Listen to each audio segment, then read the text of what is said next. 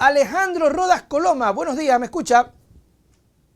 Muy buenos días, Nelson, claro y fuerte. Muchísimas gracias por la invitación a tu programa. A usted, mi querido amigo, por siempre estar predispuesto para conversar, analizar toda la coyuntura y todo lo que pasa en la política nacional, que es importantísimo. Y quiero empezar, obviamente, no puedo dejar, vamos a hablar de Contraloría, que también nos preocupa, pero por las coincidencias del tiempo, es importante, Alejandro, preguntarle cómo ve, cómo vio y cómo avisora el resultado electoral de las últimas elecciones. Bienvenido. Bueno, yo creo primero que nada que el resultado electoral responde al gran y alto margen del anticorreísmo respecto de ser una organización política, si bien es cierto, muy bien estructurada, pero con una serie de aristas abiertas. ¿Y qué quiero decir con eso? ¿Ya? Que no ha sido ahora el tema sistemático a nivel comunicacional y judicial, sino también ha sido una población que en el tiempo va creciendo. Me refiero concretamente a los jóvenes. Los jóvenes no han apoyado a la candidata González y creo que ahí hay dos momentos. El primero porque nos habló en el debate solo del pasado y en el segundo se quiso maquillar y transformar una identidad que no le calza, una ¿Ya? identidad que de alguna u otra manera es un poco superflua y los jóvenes se dan cuenta de aquello. Entonces, claro, también los falsos positivos, también tenemos una justicia muy sesgada y Claro. por otro lado también la falta de oxigenación de sus cuadros y la poca o nula representatividad que van teniendo algunos actores, como ocurre acá el alcalde de Quito, que pierde abruptamente, pese a haber regalado 15 millones de dólares una semana antes de la elección. ¿Cómo Eso es 15 importante. millones de dólares? No entiendo eso. ¿Qué pasó ahí? Él hizo la entrega al sector de la ruralidad de Quito de 15 millones de dólares, pero la gente, ¿cómo lo entiende? 15 millones de dólares para obra pública, a Ah, ok. las 33 parroquias de Quito, no en el sentido de regalar, porque no creo que un alcalde tenga 33 millones de su Claro. bolsillo. O sea, Como que hizo obras. entregó esos recursos para que se hagan obras en concreto. Pero bueno, Pero eso está bueno o no. en época electoral nos deja un saborcito un poco, es un cálculo político, una estrategia que puede funcionar o no, y parece ser que no le funcionó al alcalde de Quito. A ver, pero a ver, para entenderlo, porque a nosotros nos gusta y somos sapos, somos ojos secos nosotros. ¿Sí? A ver, si el municipio entrega recursos a la ruralidad para que, me imagino que ¿cómo se llaman? Los señores de la Junta Parroquial, así se llama ya también, ya Sí, claro. hagan cosas. Me imagino que eso es algo chévere, aparte de que, bueno, pueda entenderse como un tema electoral, pero al final la gente me imagino que va a depender también de los presidentes de las juntas parroquiales que ejecuten las obras. Es decir, es algo bueno, digo. Es bueno en el sentido de la entrega como una gestión del alcalde, pero no se ve tan bien, o algunas personas que hacemos un poco de opinión aquí en la capital, vísperas a las elecciones. Nada más. Pero Solo, no se vería tampoco bien, por ejemplo, Alejandro, que no de nada. Se vería no, mal también. claro. Claro. Creo que el alcalde de Quito debe estar preocupado ahora que ya retomó una campaña electoral donde él debió pedir comisión de servicios sin sueldo, nunca lo hizo, y otros errores que de alguna u otra manera la gente lo venía un poco criticando, la falta de obra pública, los contratos que están en ejecución le pertenecen al exalcalde que entró por una ventana, Guarderas, Ya. entre otras cosas. No quiero polemizar por ahí, en todo caso, Usted tocó el tema. yo sí creo que es importante decirle a la Claro, está ciudadanía bien. que ya tenemos presidente. Yo personalmente no me he inclinado hacia la centro derecha, he estado más bien del lado del progresismo, de la izquierda, pero veo, y si nos va bien, le escuchaba a un importante comunicador y sobre todo una persona que hace análisis. Si le va bien al presidente Noboa, nos va a ir bien a todos. Claro. Si hubiese ganado la señora Luisa González y le va bien, creo que también nos iría bien a todos. Claro, eso es normal. De hecho, a partir de ahora Novoa se va a enfrentar precisamente al escrutinio, a la crítica, que también forma parte de aquello, como la crítica que me imagino también tiene que afrontar el alcalde de Quito, igual el alcalde de Guayaquil y todos los alcaldes que están en el ojo público y que deben enfrentar este tipo de cosas que forma parte de la democracia, forma parte de los criterios. Nunca vamos a estar de acuerdo en muchas situaciones y creo que es un derecho también el tema de reclamar, criticar y decir las cosas que están mal. Ya después se ve en la votación cuánto cala, cuánto castiga el tema de las acciones de las autoridades. En este caso, por ejemplo, con el tema de Daniel, cuando mencionamos que le vaya bien, que ojalá también lo deseamos, ¿crees tú que pueda tener el margen de acción, tomando en consideración que Daniel ya ha dicho que va a la reelección? Ya lo ha dicho voy a la reelección. Eso quiere decir que Daniel Noboa tiene un año, porque creo que en octubre de este año o en noviembre, el próximo ya tienen que pedir permiso para hacer campañas, me imagino yo, porque se iría a la reelección. En este añito, básicamente, ¿crees que tenga algún margen para destacarse, Alejandro, o no? Yo creo que sí. Mira, la falta de, decirlo así, carisma de Noboa no necesariamente tiene que ver con la vehemencia, con la comparación con otros líderes que hemos tenido. No necesariamente hay que ver a una persona que sea un gran orador. Me parece que es un tipo frío, calculador en el sentido positivo y que va a llegar, sobre todo a través de su forma de ser, a consensos grandes en la Asamblea Nacional, porque su debilidad está ahí en el Parlamento. Pero yo creo que es interesante la perspectiva tanto de Luisa González al momento de proclamar los resultados y decirle, estará con nosotros, contará con nosotros cuando usted considere pertinente. Y creo que la gran palabra en este momento es el consenso. ¿Ya? Consenso, a pesar de que tenemos líneas ideológicas distintas, un parlamento como ya viene el método de Hunt haciendo tanto daño, el de Webster, perdón, es de supuestamente favorecer a las minorías, pero yo creo que con 3 o 4 fuerzas políticas, posiblemente la que quede de novia fea aquí es el grupo de la señora María Paula Romo. Construye. ¿Por qué? Porque tienen una perspectiva totalmente distinta, es el antagonismo del correísmo y eso de alguna u otra manera puede terminar haciendo un poco de daño. En concreto, yo creo que la gran ventaja que tiene Noboa es que en el Parlamento ya venía haciendo una buena relación con gente del correísmo y yo creo que hoy, siendo gobierno, hoy que es gobierno, su gran carta bajo la manga va a ser el tema de la unidad en medio de la diversidad política en el Parlamento. Ok, pero esa unidad, Alejandro, tendría que ser con el correísmo, con la Revolución Ciudadana o no. Te lo consulto porque estamos viendo un panorama igual que lo que ocurrió con Lasso, ¿te acuerdas? Ganó Lasso, que sí. Y eso que yo decía, no sé si me equivoqué, que Noboa entra incluso con una diferencia con Lasso, porque primero los votos, no hay votos. Lasso creo que ganó con mucho más votos a Arauz y Lasso entra con el apoyo del PSC. O sea, Lasso entraba un poquito más asentado. Yo creo que Noboa entra no tan asentado en ese sentido y ocurre la ruptura de Nebot porque muchas personas, cuando hubo la intención de que Lasso llegue a un acuerdo con el correísmo, brincaron, ¿no? Y dijeron, no, ¿cómo vas a creer? Estos señores, estos tal y cuales correístas corruptos, que no sé qué. ¿Crees que Noboa deberá hacer oídos sordos? Porque ya le van a susurrar y ya deben estar diciéndole, pila, oye, con esos manes no te juntes, que esos manes son... Es el 48%, Alejandro, sí, perdieron las elecciones, pero esos panas ponen concejales, ponen alcaldes, bien o mal están ahí luchando, son poder, no le puede decir usted al correísmo poca cosa. ¿Crees que Daniel debería ir por esa línea o vamos a ver otra vez a ese Lasso de 1 año y pico, nomás 2 años? Si se alía con Construye, que podría decirse que es su aliado natural, el gobierno de Noboa va a fracasar.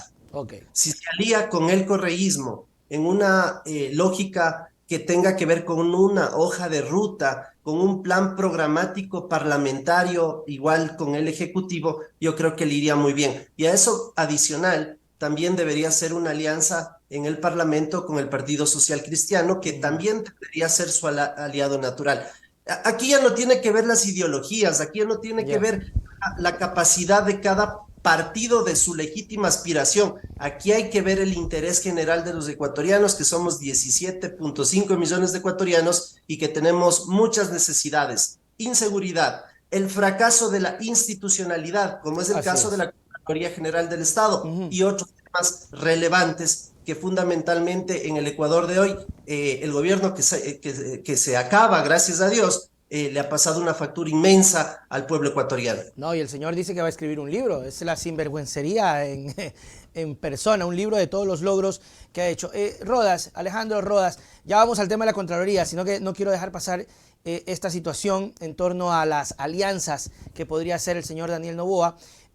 Ahora, dentro de la estrategia, ¿tú crees que, sí, yo sé, lo primero que dicen todas las autoridades es paz y amor, unidad, ya salió Aquiles a decir lo mismo, Pavel dijo lo mismo, es verdad, o sea, en el imaginario siempre estará el tema de la unidad, pero por ejemplo, al correísmo no le convendría hacer oposición para anclarse al 25 para ganar elecciones, es decir, yo estoy de acuerdo con lo que tú dices, yo creo que a Noboa le iría bien un pacto legislativo con el correísmo. El tema es cómo se manejaría si en el fondo del correísmo o la RC quiere la presidencia en el 2025. Y es legítimo. ¿Ah? Y todo va a depender además de qué tipo de candidata o candidato tienen. Aquí hay un caballero que dos momentos después va a estar, Carlos Rabascal. Me parece que si él es, tendería a ser un cuadro que se legitima por su caballerosidad de hacer política. Pero el anticorreísmo es mucho más grande. Y si yo estuviese en los zapatos de Daniel Noboa, lo que haría es gobernar. Las pugnas políticas las dejaría de lado y yo asumo que él va a tener esa posición. Y si el correísmo se dispara a querer entorpecer y no darle gobernabilidad al país, volverán a perder en el 25. Ok. Además de que están en un proceso muy complicado al interior.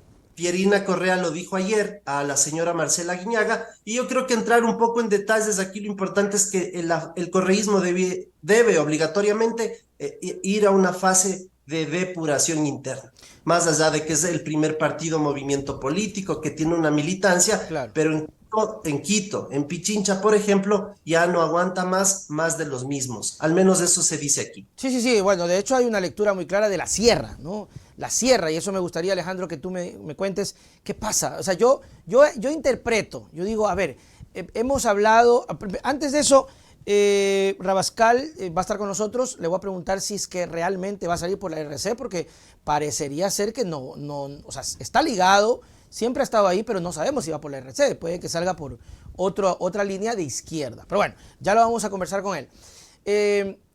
Cuando dieron las votaciones, resulta que la RC gana en la costa, ¿no? En la costa. Daniel pierde en su provincia, gana en la costa, pierde en la sierra, donde la gente votó por Lasso también en su momento. Lasso que no era el nuevo. No sé por qué razón, motivo, circunstancia, la gente votó por Lasso, pero Quito y toda la sierra votó por Lasso. Se puede entender, Alejandro, que Noboa sí representa a lo nuevo y la gente en la sierra me parece que sí es de los que dicen, no, váyase al diablo, yo voy por alguien nuevo, me vale 3 atados, creo que el Señor es el camino. ¿Crees tú, en esta lectura que yo hice, no sé si estoy loco, cuando hemos hablado tanto de la inseguridad, porque realmente pasamos mal con los GDO, la sierra no lo siente tal cual, Alejandro? ¿Por qué? Porque casualmente todos los grupos delincuenciales, todos estos GDO, salen y se enfrentan y se pelean y todos lo sufrimos acá, en la costa. En la sierra, no tanto. Entonces, ¿vivimos dos realidades, Alejandro? Sí, no, hay Ya. una realidad mucho más complicada en cuanto al manejo de no, ni siquiera es el manejo, porque el manejo de la violencia le corresponde al gobierno central, pero a ver, con desazón cuando tú te subes en un vehículo, te transportas, yo creo que da igual si estás en la sierra o en la costa, vas a tener miedo en términos generales. Ajá. Y esa política pública que tiene que ver con el manejo de la inseguridad, creo que el gobierno que hoy termina nos deja mucho que desear. Ajá. Entonces, aquí lo que existe tal vez es un consolidado, una fuerza y una estructura política que ha logrado en el tiempo permanecer y adherirse, y es el correísmo en Manabí, en ciertos lugares de Guayas y otras provincias de la costa. Yo no puedo decir como algunos idiotas, perdóname la expresión, decían que es que porque justamente en esas zonas donde se ha proliferado la delincuencia es que ganó el correísmo. Eso no es No, claro, así. claro, eso es el... No es así, o sea, por eso, perdóname el término, idiotas, no pueden decir ese tipo de cosas. Yo creo que hay que hacer un virar de página,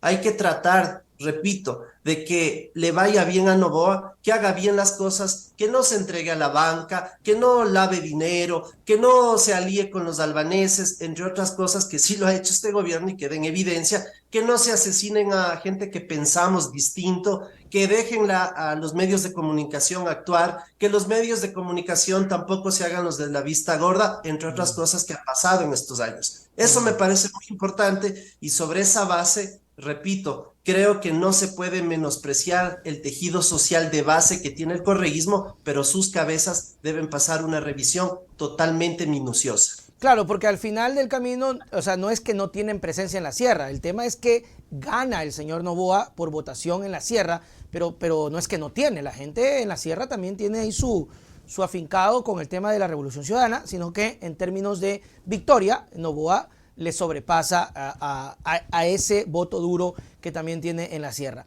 ¿Qué pasa con la institucionalidad, Alejandro? ¿Qué pasa con el Consejo de Participación? ¿Qué pasa con la Contraloría? ¿Se va a poder tener, estaba leyendo un poco sobre el tema, 6 años sin Contralor? ¿Le importa a la gente esto? ¿No le importa? El Consejo de Participación Ciudadana ya tuvo un revés, ya hay otro presidente. ¿Cómo ves este panorama? Claro, primero que nada, esta parte es muy importante, hacer un poco de contenido histórico. Guste o no, me toca aclarar eso, ¿no? Porque es algo muy polémico, pero el último Contralor General del Estado, legal y legítimo, era Carlos Polit Fagioli. Sí, De ahí claro. acá se han arranchado acciones de personal, se ha irrespetado las acciones administrativas a cargo de la institucionalidad que supone ejercer control estatal. Y eso desdice desde ese momento y hacia adelante, porque luego tenemos un contralor hoy designado desde una cárcel, el señor Río Frío fue designado desde una cárcel, hay que decir las cosas como son, así no les gusta. Claro, Sí, y de ahí además, firmó. y además, un Consejo de Participación Ciudadana, que es el ente que se encarga de hacer estos concursos de méritos y oposición, pero que tiene una conflictividad de origen. El Consejo de Participación Ciudadana y Control Social está solito diseñado para torpedearse, cuando no son los 7 provenientes de una misma fuerza, sea política, sea económica, sea social. Fue el cura Tuárez y finalmente fue el señor Allen Berbera, de quien me parece que lo que él recibió a modo de sentencia termina siendo algo muy injusto, porque no es lo mismo la intencionalidad que el haber ejecutado a través de alguna política pública la revisión de la sentencia que blindó al trujillismo. Así de claro. Y Nicole, que es la vicepresidenta, tiene la tarea fundamental, sobre todo, de no entorpecer los concursos de méritos y oposición que ya vienen desarrollándose, y tal es el caso, el más importante, quizá el de Contralor General de la Nación, Claro. que ya arroja un resultado a un ganador provisional y que habría que respetarse porque además las dos y la tercera persona claramente responden a partidos y a movimientos políticos. Y aquí estamos para decir la verdad. Entonces, yo sí creería que la persona que encabeza hoy y que es el virtual contralor debe más adelante, con este uso perverso de las garantías jurisdiccionales, esperar que se destraben las acciones de protección. Una de ellas está en San Borondón, el día viernes se debe realizar la audiencia y que finalmente esta persona, luego de los 3 días de recalificación de méritos y oposición, sea el Contralor General del Estado, porque no hay margen ni jurídico ni técnico para que el concurso vuelva a foja cero, o peor aún, de que sigamos con un Contralor designado desde una cárcel. La ilegitimidad del ente de control le va a pasar factura, como en estos años hemos podido ver, y le sigue pasando factura al ecuatoriano de a pie, porque bajarse glosas, porque que precluyan los actos administrativos, las glosas, no es un tema que no le debe interesar a ningún ecuatoriano. Por el contrario, es una causa de todos. Y por eso es que yo fundé en el 2018 un frente de perjudicados, no solo por la Contraloría de CELI, sino por esos directivos que han pescado a río revuelto y que siguen ahí como polilla. Estos directivos que siguen enquistados en la Contraloría General del Estado, y que la primera condición que nosotros advertimos a quien llegue a ser titular de esta entidad es que los deben sacar a todos, no debe quedar uno solo. Y también no utilizarlo como un arma para persecución, que ese también es otro punto que generalmente se toma la Contraloría, hermano, ya hay un man, este alcalde me cae mal, este por acá, raga una glosa, pa, jódelo. Y yo creería que no se termina nunca ese tipo de conflictos dentro de la política nacional. ¿Crees tú que en este caso podríamos pensar que ya tendríamos un contralor o vendrán todas estas acciones a tratar de entorpecer el asunto? Las acciones de protección, estas garantías jurisdiccionales que se desusan, se abusan en su presentación, deben liquidarse el día 20, es decir, el día viernes, Ya. 20 de octubre. Este juez de San Borondón inclusive debe ser denunciado por prevaricato, porque ya hubo un problema al respecto en Sangolquí y se resolvió, si no estoy mal, en el mes de mayo de este año. Ahora bien, la Contraloría General del Estado no es un ente de persecución, no es un No ente debería ser. de extorsión, no debería ser, pero en mesas de trabajo que hemos podido realizar con algunos candidatos y postulantes, hemos concluido de que la reingeniería de esta institucionalidad, transformarla, es el primer paso y el segundo y más importante quizá, casa adentro, arreglar las cosas.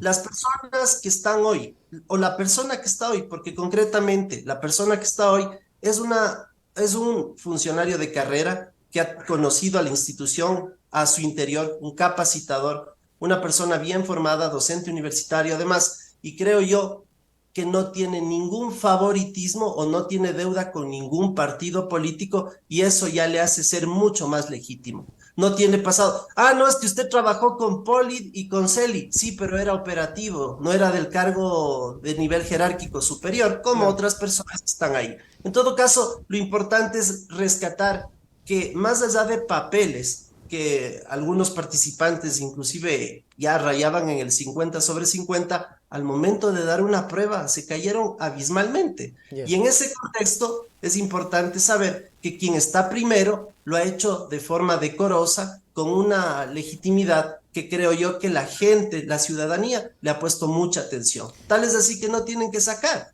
Que es candidato de la señora fiscal general del Estado. Oye, una comisión de servicios, yo la tuve en la época de Pablo Celi, la puede tener cualquier persona. Entonces Claro. no se puede hilar tan fino porque podríamos decir, por ejemplo, que el señor León, que está segundo, era asesor de Mario Ruiz, entonces es de Pachacutic, pues es el candidato de Pachacutic del Pachacutic que nos decía, si van a robar, roben bien. Entonces, hilar muy fino no corresponde, pero la legitimidad de la persona que hoy puntea ese concurso se debe respetar y no se puede venir con artilugios legales y con deslealtades procesales inclusive a querer entorpecer y beneficiar a dos personas, al señor Offshore, al señor presidente de la República, que ya gracias a Dios se va, y de igual manera al señor Río Frío, que fue designado desde una cárcel. Ese es uno de las cosas más lamentables, ¿no? Que siempre hay un asunto que te liga y que te marca y que, por ejemplo, ya te encasilla. Yo no es que soy político, no tengo aspiraciones tampoco, pero digamos que algún día yo me lanzo de candidato a la, porque todavía se elige por votación el tema del Consejo de Participación. ¿Tú crees que era, pero correísta, pero a muerte? Pues si yo lo entrevisté a Correa no sé cuántas veces y aquí mis panas de la Revolución siempre vienen, pues son mis amigos. Ahora, pero no estoy afiliado. Pero siempre va a haber el tema de que no, que este man justamente pasó Poli y le rozó el viento a Rodas y ya, es de Poli, Rodas es de Poli. Eso es difícil de sacarse, ¿no? Solo se ve, mira, hay una legitimidad democrática que la obtiene hoy una persona que es el virtual contralor. En el camino, la legitimidad de movimiento, de camino, es muy interesante. ¿Qué vas a hacer para sacarle de ese fango oscuro en el cual se encuentra hoy la Contraloría General del Estado? Eso es lo más importante. Podrán decir cualquier cosa. El señor Río Frío, que siempre me escucha, me manda a amenazar y demás cosas. Yeah. Él empezó hoy a través de una funcionaria que también es participante con muy malas notas. Además, él entorpeció con esta acción de protección en San Borondón, hay que decirlo así. Y Okay. entonces, el que se beneficia es Carlos Río Frío y una clase política corrupta que sí la hay. Eso hay que... ¿Cuál es la tarea fundamental del Contralor o de la persona que ejerce la más alta autoridad, en este caso de la Contraloría? Asesorar a las entidades del Estado que manejan fondos públicos, no perseguir, no extorsionar y mucho menos desvanecer glosas que son perjudiciales para cada uno de los ecuatorianos. Así de simple, y la gente nos entiende porque sabe lo que decimos. Así es. Entonces, esto es fundamental Sí. por un acto de sensatez, desestimar esas acciones de protección y Ajá. punto, pero no lo hacen. Ese es el gran problema. ¿Por qué? Porque hay personas que amenazan o como tienen a la persona del cogote, como se dice tradicionalmente, le condicionan, ¿no? Cuidado, quites eso porque si no te boto del trabajo, porque termina siendo el jefe además. Alejandro Rodas Coloma, así es, la cosa es bastante complicadita, pero hay que seguir, avanzar, avanzar, avanzar. Y como bien lo decías tú, trabajar por la gente, hacerlo bien, sacar el tema adelante. Hablando del presidente de la República, tendrá miles de críticas, pero si hace un buen trabajo, si se dedica a los puntos más neurálgicos, por sobre la crítica que podamos mencionar nosotros o cualquier medio de opinión que hace oposición o que no estaba dentro de esa línea política, no va a importar porque la gente va a valorar lo que hace por la gente, no por lo que diga yo o por lo que diga algún medio que no está dentro de la línea. Alejandro, tus palabras para despedirnos.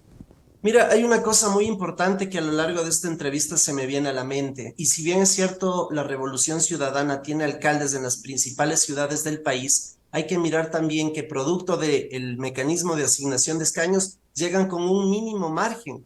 El alcalde de Quito, por ejemplo, tiene el 25% y el 75%, entonces la oposición te dice, pero de 7 quiteños, de 10 Claro. quiteños no te quieren.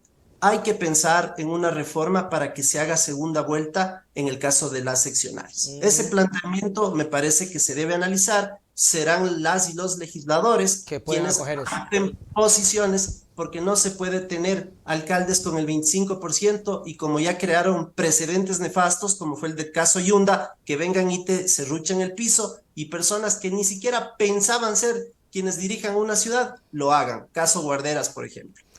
Bueno, eso es polémico, Alejandro, eso es polémico y sería bueno analizarlo en el tiempo, a ver qué ocurre, porque puede ocurrir también el efecto contrario, ¿no? En segunda vuelta, como pasa acá en las elecciones, se juntan los que no le quieren al otro y gana uno que no es que le cae bien, sino que por hacerle contra el otro y ya, o sea, polémico. Vamos a analizarlo después. Nos vemos, Alejandro, chau, chau. Muchas gracias. Chao, chao. Excelente día.